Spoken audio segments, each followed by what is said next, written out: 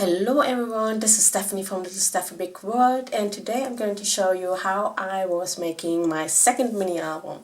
I have the first one that I made of my Neuschwanstein weekend that we did, and I was in such a rush to do this mini album. I did it a little bit chaotic and in a different way than I usually would do it, and this is the second mini album, and I'm actually starting with the travel memorabilia that I collected from this trip when we went to Potsdam to see Sanssouci and the parks around it and some castles. So after I've sorted all the travel memorabilia in the right order, I'm taking the pictures that I want to be using in my mini album. And I fell in love with this photo booth style stripes with 3 pictures. So I have quite a few of those in this mini album. But I also have some in 10 by 15 centimeters. So they are 4 by 6 inches. And now I'm sorting these pictures that I printed to the according travel memorabilia in the right order. So everything is where it should go, you know, with the entrance, with the map, with the brochures or the sugar bag that I collected, a photography permit, business cards, anything like that. I have a whole video on what kind of travel memorabilia you can collect, so if you want to have a look at my channel, there's everything on there, and also my other mini album. So now I'm sorting everything and I'm counting as well on how many pictures I have, so how many pages I would need for this mini album. And once everything is in order, like these are the last pictures of the end of that day, of our dinner, the business card of the restaurant where we went. I'm pretty happy with the order and also how thick it is, because I'm gonna do it doing a ring bounded mini album. It doesn't, you know, it should fit to the rings that I want to use. Now this is the collection that I want to use. It's a florist collection from, well, the shop is called Action here in Germany. And it's double-sided paper, it's pretty thick, and I love the colors. It's yellow, it's pink and rose. It's got a little bit of green in it, and all these roses, they fit to the, you know, the landscape around Sanssouci. And I also have this kit that I actually got for my younger brother and his wife as a birthday gift, like, I don't know, 1.5 years ago. So thank you so much for that. I think it fits this project very well. This is actually a template that I use for my other mini album, and this mini album is going to be the same size, so I'm using that again. And these are the 2 rings that I'm going to be using. I think they're 30 millimeters. And I'm going to be using my label maker again for the titles, but this time I'm going to be using a green stripe with white dots. This is a selection of washi tapes that I have. I have an awful lot of washi tapes. I'm addicted to them. Now you also need scissors, of course. You need some kind of adhesive, so I'm using a glue stick here, and you need some pens. So I have this set of rainbow colored fine liners. And I'm also going to be using double-sided thin tape. So now I'm going to be using some black cardstock. It's a little bit thicker than normal paper. It's like 120 grams per square meters. So I might use that for some of the framing of the pictures, and also some craft paper. So it's not all going to be framed in black. Some going to be in craft paper. So now that I've decided on all the tools that I want to use, I'm looking at this paper collection. It's got 24 different designs and it's double-sided, so I'm choosing the 12 different papers that I need. I'm looking through that and I'm taking them all out very, very carefully, but the last one gets a little bit ripped. But yeah, I'm taking them all out that I'm going to be using, because I have 24 pages inside, and then I'm going to be using the paper again for the covers. So here is the collection of the 12 sheets that I'm going to be using. They've got these 12 different designs on one side and 12 other designs on the other side. So each page is going to have a completely different design. Now I'm going to cut them to size. I'm going to be using an A5 size. So I'm having a small stripe, but it's the full size, like 30 centimeters. So I'm putting that to the side, and then a smaller cut as well. So I'm going to be using these as decorating the pages. Now with some of the patterns you have to see in which direction they are. So I want to cut the pages so they have the right directions, but with some patterns it doesn't matter.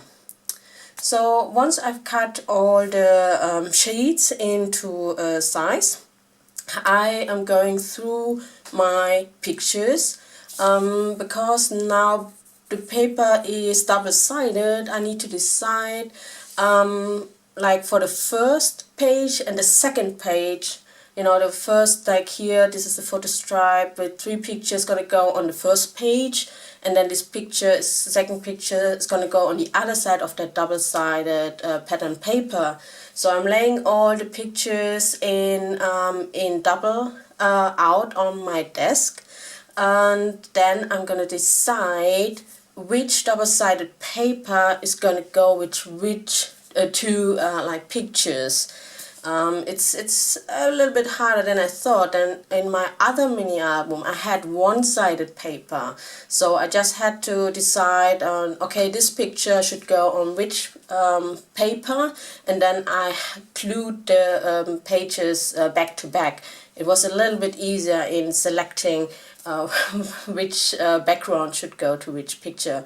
But yeah, after a while I've got this all sorted, and then I'm taking my travel memorabilia again and putting everything back into the right order. Yeah, it's a little bit of organizing and preparation that you have to do before you're going into all of this.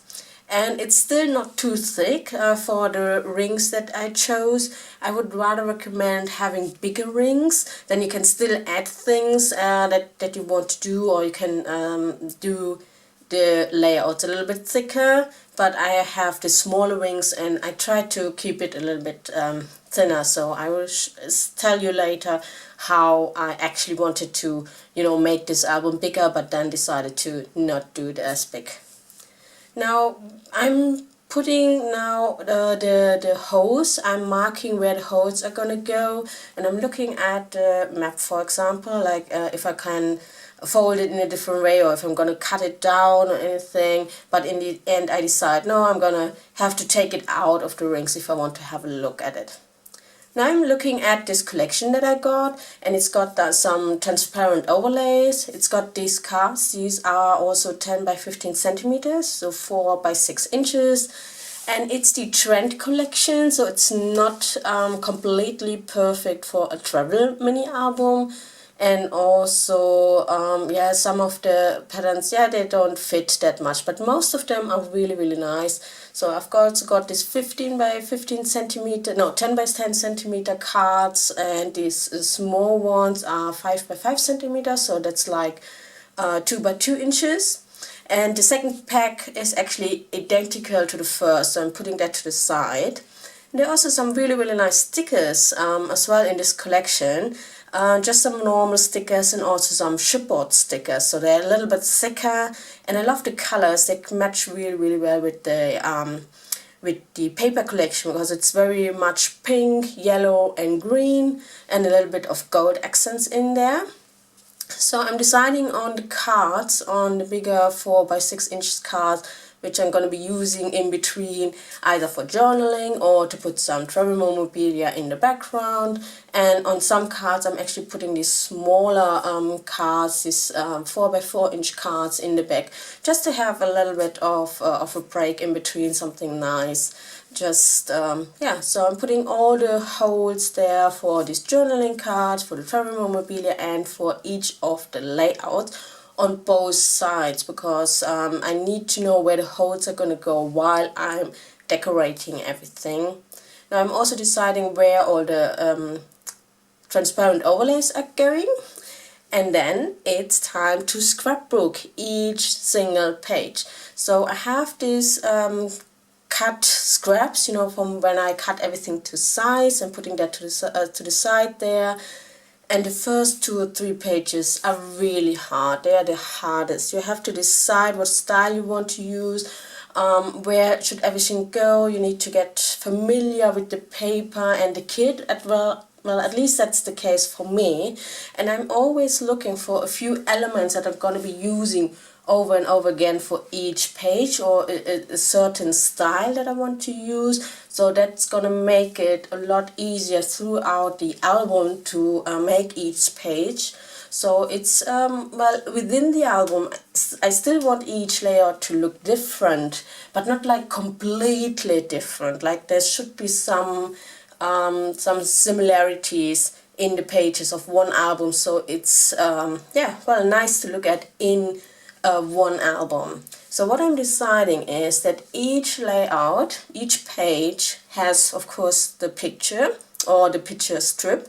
I'm going to be using one of these scraps. I'm going to be using one of these small cards, these 2 by 2 inches cards, one of the stickers, either the normal stickers or the chipboard stickers. I'm going to be using at least one washi tape, so I always have to think of, okay, which washi tape goes with this layout.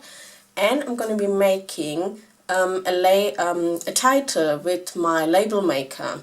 So I think, except for 1 or 2 layouts, all of my pages in this album have these like 5 elements. So I'm putting everything together really quickly actually. It's a small size, this A5, and I'm not overboarding everything. I'm not putting some extra stripe and another banner here, or looking into any other supplies that I have. Each page has the photo, one piece of scrap as a background, some washi tape, one of these small cards, a sticker and a title. So yeah, so I'm going throughout all the 24 pages, scrapbooking them very fast. I think I did it within like 6 days or something. Every day scrapping about 1 or 2 hours. Now with the travel memorabilia here, for example, I'm using the business card of the restaurant where we had dinner. Normally I would make it as a flip because I want to see both sides, but here with the second page it doesn't have any additional information, or it doesn't look a lot nicer, so I'm just gluing it down. With these larger pieces like these brochures, I'm just punching holes in there and then putting them into the rings. What I'm also doing is with these little tickets, I'm gluing them on the back of these little journaling cards as well. I don't keep receipts normally because the prints will fade after a while. Now this is a photography format, like a wrist that you can put around your back or something. I wanted to do an envelope and put it in the envelope, but then it would make the album too thick, so I just glued it to the back of the brochure. I'm also doing some journaling. There's just a little bit of journaling just in behind of some of these cards, and maybe on one of these smaller cards that went on the layout.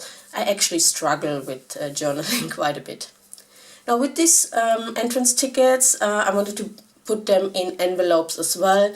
In the end, I'm punching them and I'm using hole enforcers, so they gonna survive for a longer time. When I've done all the inside, everything is in place, all the journaling is done, all the scrapbooking, then at the very last step, I'm going to be doing the cover. So this is the front cover, and I'm putting an extra effort into that. I'm making the size a little bit wider and a little bit higher than the inside, so it's a little bit bigger than A5. I'm putting this black cardstock as a frame. I'm putting another card as a frame. I'm using washi tape. I'm putting everything in place just so it looks nice. The cover is something, if you see your scrapbooks in the shelf, you know, sitting on any boards or somewhere in your apartment, in your house, you look at it and you want to look at it. You know, you want to look at it. It should look nice, so you remember, oh yeah, this album, this trip, want to have a look at this again. So I'm putting Potsdam 2016 and then as a longer title, our 8th anniversary as the title on the bottom. And when I've done that, I'm going to be doing the other side of that cover. And I'm actually doing the layout not directly on that second page, on the other side of the cover. I'm actually doing a whole other layout and putting that on top, and that's gonna make the cover thicker than all the other layouts inside the book. So it actually feels like a cover that's protecting the inside. And this time I'm going to be using some pink ribbon as a closure, so I can actually, knot it, make a little bow in it, and it looks a lot nicer because it's got a little bit thicker than I intended it to get. So I wanted to be able to put it a little bit tighter too, so it stays close. My other mini album doesn't have any closure. So I'm doing the other side of the cover and then gluing the ribbon in between the two layers. And then I'm doing the back as well. So I'm putting the second piece of the ribbons for the back cover and then putting everything into the rings, and that's the album done. It took me like, I don't know, 10 hours all in all to do this very, very simple ring-bounded mini album. I hope you like this, guys. Subscribe to my channel, and the flip through of this album is coming soon. So take care and bye bye.